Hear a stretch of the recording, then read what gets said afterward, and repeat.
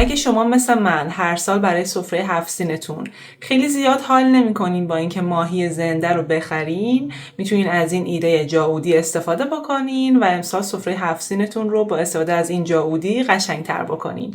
این جاودی ماهیه که حالت یک حوض کوچیک داره و قراره که با هم دیگه امروز یاد بگیریم از 0 تا 100ش رو بسازیم. اگه علاقه دارین تا آخر ویدیو همراه هم باشین.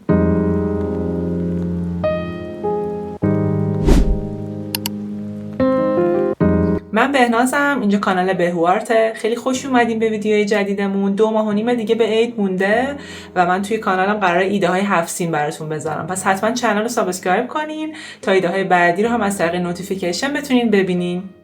برای ساختن این جاودی من از گل سفال خاک رس استفاده میکنم. گلی که استفاده میکنین حتما باید گل لویدار باشه و موقعی که میرین بخرین حتما از فروشنده بپرسین که این گل لویدار هست یا نه. لویی در واقع یه گیاهیه که به گل میزنن تا بافتش رو یک دست‌تر بکنه، استحکامش رو بیشتر بکنه و از ترک خوردن هم یه مقداری جلوگیری میکنه.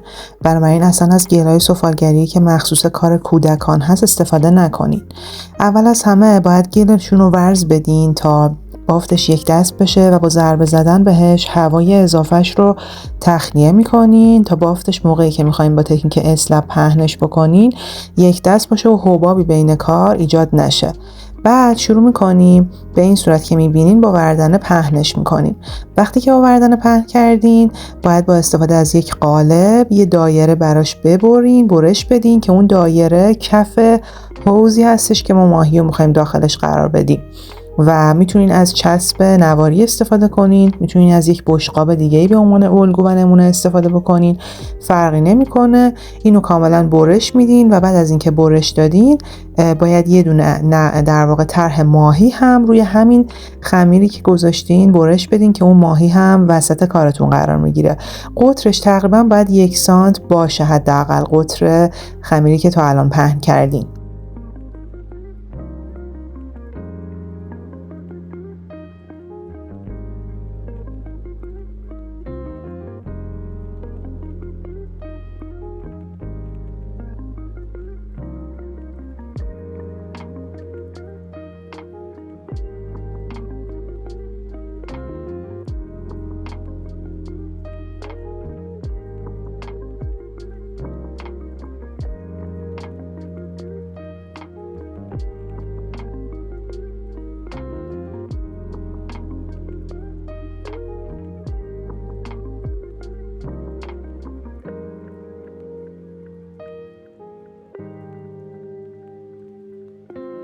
اینجا باید با فرم دستتون و یه مقداری آب دور کارتون رو نرم کنین.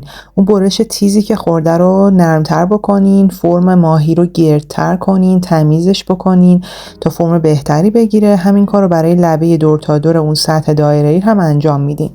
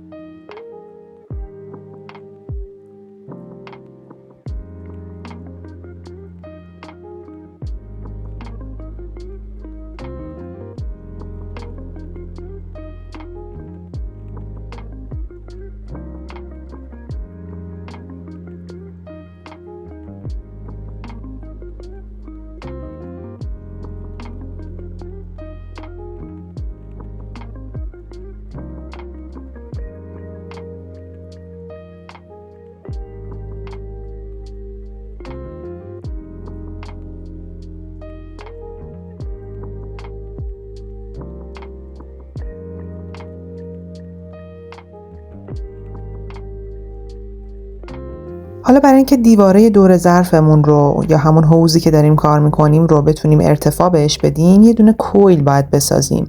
با حرکت دستتون به این صورت یک فرم نواری به حالت استوانه نواری طور درست میکنین که به این تو اصطلاح سفالگری میگن تکنیک کویل. در واقع شما با یک فتیله بزرگ که فتیله هم بهش میگن، دور تا دور کارتون یه دیواره درست میکنین. برای اینکه اتصال فتیله هم بهتر باشه، باید به این صورت که میبینین خراش بدین، هم سطح کار رو هم سطح خود اون فتیله‌ای که درست کردین رو خراش میدین. یه مقداری آب میزنین یا یه کوچولو چسب گل یا گل رقیق شده میزنین و بعد اینو کاملا روی کار قرار میدین و محکمش میکنین. برای اینکه استحکام بیشتر هم ایجاد بشه، لبه مرز کار رو با استفاده از ابزارتون باید فیدش کنین. یعنی با استفاده از ابزار یا همینطور با استفاده از انگشتتون فرقی نداره، شروع میکنین لبه کار رو به سطح اصلی کار فید میکنین، محو میکنین تا این کاملا متصل بشه بهش. این کار رو هم برای سطح داخلی باید انجام بدین به این صورت، هم برای سطح خارجی باید انجام بدین و بعد از این مرحله یه قلمموی بزرگ برمیدارین و با استفاده از آب سطحش رو نرم میکنین تا این تمیزکاری بهتری صورت بگیره.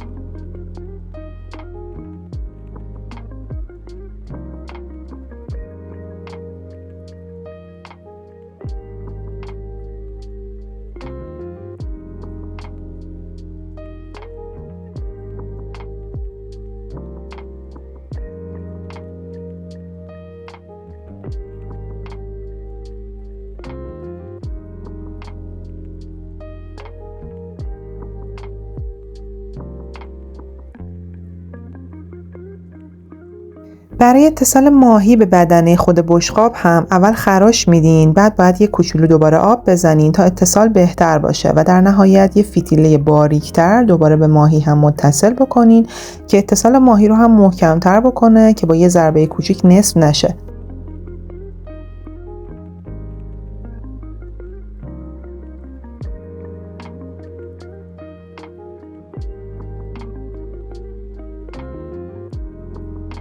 تو مرحله آخر هم جای عود رو مشخص میکنین و اجازه میدین کارتون یک روز کامل خشک بشه. وقتی خشک شد باید کارتون رو سنباده بزنین.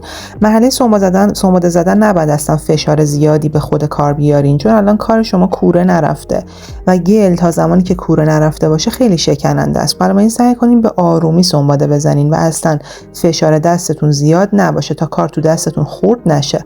و بعد از این مرحله با اسفنج و آب دوباره یه لایه دیگه آب میزنین و سطحش رو صافتر و تمیزتر میکنین و اگر کثیفکاری مونده روی کار، این کثیفکاری ها رو نرمتر میکنین تا بافت کارتون آماده بشه برای نقاشی.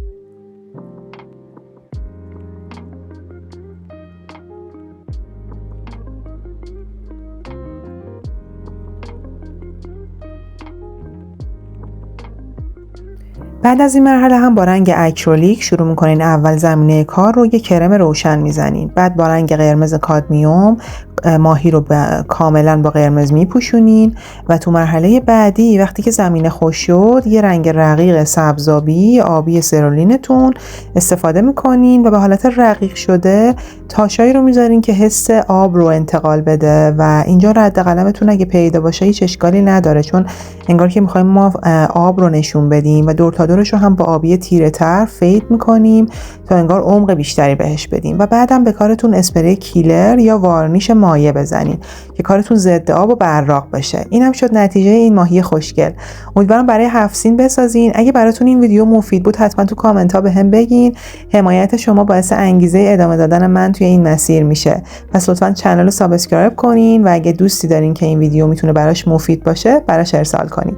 تا آموزش بعدی، خدافظ.